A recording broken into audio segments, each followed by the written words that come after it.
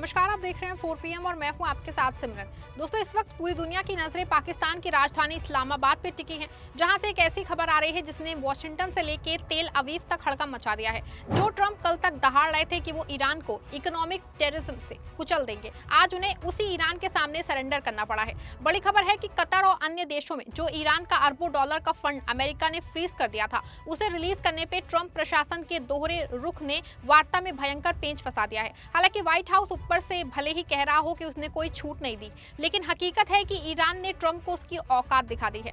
आज के इस विशेष रिपोर्ट में हम आपको बताएंगे ईरान की वो 4 शर्तें कौन सी हैं जिसने अमेरिका के पैरों तले जमीन खिसका दी है।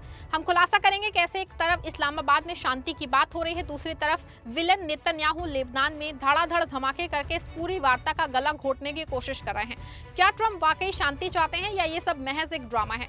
दोस्तों, कूटनीति के मैदान में ईरान ने वो तेवर दिखाया है जिसकी कल्पना भी ट्रंप के रणनीतिकारों ने नहीं की थी। इस्लामाबाद में ईरान के 71 सदस्यीय डेलीगेशन ने मेज पे बैठते ही 4 ऐसी शर्तें रख दी जो अमेरिका के लिए किसी कड़वी दवा से कम नहीं है।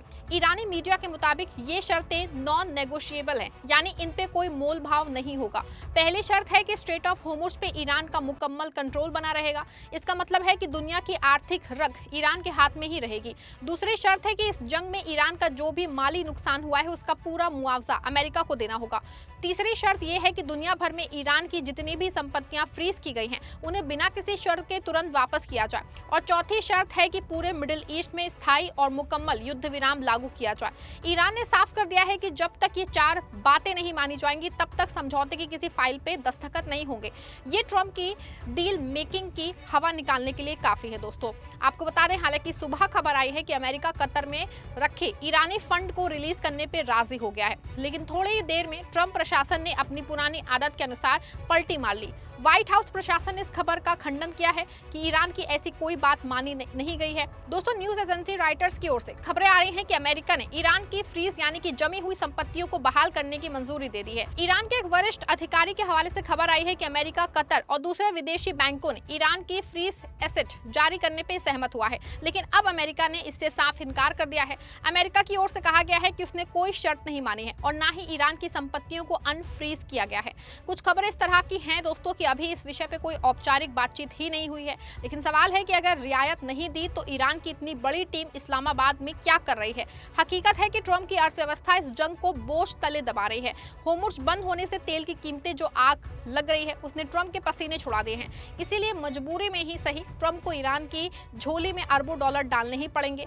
ये ईरान की बहुत बड़ी कूटनीतिक जीत है और ट्रंप की पहली बड़ी शिकस्त। दोस्तों, आज सत्ता की आंखों में आंखें डाल के पत्रकारिता करना मुश्किल हो गया है। हमारे 4 PM नेशनल यूट्यूब और फेसबुक चैनल को, जिसे आपका प्यार और विश्वास हमेशा से मिलता रहा है, उसे बंद करके सरकार ने ये साबित कर दिया है कि वो आपके सवालों से कितना डरती है। मुश्किल दौर है, लेकिन हम ना रुके थे और ना ही रुकेंगे। हम सच के लिए हमेशा लड़ते रहेंगे। ऐसे में 4 PM यूपी को ज्यादा से ज्यादा ज्वाइन करें और स्वतंत्र पत्रकारिता को जिंदा रखने के लिए जितना हो सके उतना हमारा आर्थिक सहयोग करें। आपके सहयोग से ये जंग हम जीत के रहेंगे। हालांकि इस बीच एक बड़ा डेवलपमेंट हुआ है। सुबह जो बड़ी खबर आई थी कि लेबनान और इजराइल में सुलह समझौता होगा और इसके लिए 14 अप्रैल को ना सिर्फ अमेरिका में लेबनान और इजराइल को बुलाया गया था, बल्कि लेबनान के राजदूत से बातचीत होने तक की बातें सामने आई थी। लेकिन अचानक बीच में ही इजराइल ने गेम कर दिया है।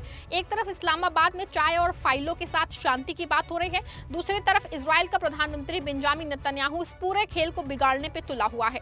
इजराइल ने आधिकारिक तौर पर सीज फायर वार्ता को ठुकरा दिया है। जब दुनिया शांति की उम्मीद कर रही थी, तब नेतन्याहू की वायुसेना लेबनान पे ताबड़तोड़ हमले कर रही थी। बेरूत और उसके रिहायशी इलाकों में हो रहे ये धमाके इस बात का सबूत हैं कि नेतन्याहू को अमन से सख्त नफरत है। वो जानते हैं कि जिस दिन जंग रुकी उनके लिए जेल के दरवाजे खुल जाएंगे। हालांकि दोस्तों, वो चाहते हैं कि लेबनान में इतना खून बहे कि ईरान जो है वो मजबूत होकर बातचीत की मेज से उठ जाए और जंग का सिलसिला जारी रहे। नेतन्याहू का ये रवैया ना सिर्फ इंसानियत के खिलाफ है, बल्कि ये ट्रंप की शांति वार्ता के गाल पे एक जोरदार तमाचा है। इसी बीच दोस्तों, इजरायली सेना ने दक्षिण लेबनान के कई इलाकों में ताजा हवाई कई हमले किए हैं। ये हमले इजराइल लेबनान सीमा पे बढ़ते तनाव के बीच हो रहा है, जहां पिछले कई महीनों से खूनी संघर्ष जारी है। मरकाबा बानी हयान इलाके में बड़ा धमाका हुआ, जबकि शेबा कस्बे के बाहरी हिस्सों में एक घर को निशाना बनाया गया। इसके अलावा बिन जुबेल और शकरा कस्बों पे भी भीषण एयर स्ट्राइक की गई है। जफ्ता शहर में हुए हमलों के बाद वहां से इमारतों पे बमबारी और आसमान में उठते घने धुएं के वीडियो सामने आए हैं। इजराइल अपने इस हमलों के जरिए जो है ये साफ करना चाहता है कि वो किसी भी तरह से अपने लक्ष्य से पीछे नहीं हटना चाहता। इसी बीच अमेरिका, इजराइल और ईरान के बीच घोषित युद्ध विराम के कुछ घंटों बाद ही बुधवार को मध्य बेरूत के भीड़भाड़ वाले कारोबारी और रिहायशी इलाकों पे भी इजराइल ने अचानक हमले किए। लेबनान के मुताबिक इन हमलों में कम से कम 182 लोगों की मौत हुई है और सैकड़ों घायल हुए हैं। ये मौजूदा इजराइल हिजबुल्लाह संघर्ष का सबसे घातक दिन बताया जा रहा है। दोस्तों, अमेरिकी राष्ट्रपति डोनाल्ड ट्रंप ने कहा कि लेबनान इस सीज फायर समझौते का हिस्सा नहीं है, क्योंकि वहां ईरान जो है समर्थित हिजबुल्लाह मौजूद है। उन्होंने लेबनान में जारी हमलों को एक अलग संघर्ष करार दिया। हालांकि ईरान और मध्यस्थ पाकिस्तान का कहना है कि युद्ध विराम लेबनान पे लागू होना चाहिए, जहां ट्रंप का दोगलापन भी गौर करने लायक है। दोस्तों, ट्रंप एक तरफ जेडी वांस को पाकिस्तान भेज के पीस मेकर बनने की कोशिश कर रहे हैं, दूसरी तरफ उनके चहेते नेतन्याहू को लेबनान में कत्लेआम करने के लिए बारूद सप्लाई कर रहे हैं। अगर ट्रंप वाकई शांति चाहते हैं तो क्या वो नेतन्याहू के एक फोन कॉल पे वो नहीं कर सकते हैं? हकीकत है दोस्तों कि ट्रंप और नेतन्याहू मिलकर दुनिया को गुमराह कर रहे हैं। ट्रंप चाहते हैं कि वो ईरान का फंड रिलीज करके उसे शांत कर दें ताकि तेल का व्यापार जो है शुरू हो चुके, लेकिन नेतन्याहू को खुली छूट दे दी रखी है कि वो अपनी निजी सियासत के लिए लेबनान को कब्रिस्तान बना दे। ये कैसी शांति वार्ता है, जहां मेज पे तो हाथ मिलाया जा रहा है लेकिन पीठ पीछे खंजर घोंपा जा रहा है। ईरान ने साफ कर दिया है कि वो अमेरिका के किसी भी धोखे का जवाब देने के लिए पूरी तरह तैयार है। ईरान की शर्तें बहुत साफ हैं। अगर अमेरिका ने फंड रिलीज करने में देरी की या लेबनान पे हमले नहीं रुके तो होर्मुज की घेराबंदी और कड़ी कर दी जाएगी। इस्लामाबाद की ये वार्ता अब निर्णायक मोड़ पे है। या तो ट्रंप को झुक के ईरान की चारों शर्तें माननी होगी, या फिर दुनिया एक ऐसी महायुद्ध की तरफ बढ़ेगी जिसे कोई नहीं रोक पाएगा। नेतन्याहू की खूनी जिद और ट्रंप का डगमगाता भरोसा मिडिल ईस्ट को राख के ढेर में बदल सकता है। हालांकि ये बात बहुत हद तक साफ है कि ईरान ने इस कूटनीतिक जंग में बढ़त बना ली है। ट्रंप जो कल तक सुपर पावर की धौंस दिखाते थे, आज ईरान की शर्तों के बीच बुरी तरह फंसे हैं। नेतन्याहू की कोशिशें आग लगाने की है, लेकिन ईरान का हौसला और अमेरिका की मजबूरी कुछ और ही कहानी बयां कर रही है। आप क्या सोचते हैं? क्या आपको क्या लगता है, वाकई ट्रंप जो है ईरान का पैसा वापस करेंगे? क्या नेतन्याहू को जंग जारी रखने के लिए सजा मिलनी चाहिए? आप जो भी सोचते हैं अपनी राय कमेंट दीजिएगा, वीडियो को लाइक करिएगा, शेयर करिएगा ताकि ये हकीकत हर किसी तक पहुंचे। देखते रहें 4 PM।